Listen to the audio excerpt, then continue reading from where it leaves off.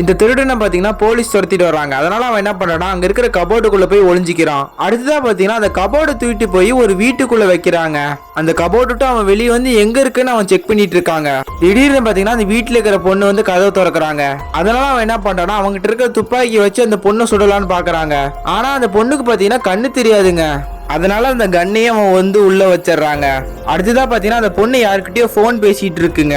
அந்த பொண்ணுக்கு கண்ணு தெரியாததுனால அந்த வாய்ப்பை பயன்படுத்தி அந்த வீட்டுல இருக்கிற ஒவ்வொரு ரூமுக்கா போய் அவனுக்கு தேவையான பொருள் எல்லாம் திருடிட்டு இருக்காங்க. அந்த நேரம் பாத்தீங்கன்னா அந்த பொண்ணு அந்த ரூமுக்குள்ள வருதுங்க. அந்த பொண்ணு கழுத்துல பாத்தீங்கன்னா ஒரு செயின் ஒண்ணு போட்டிருக்குங்க.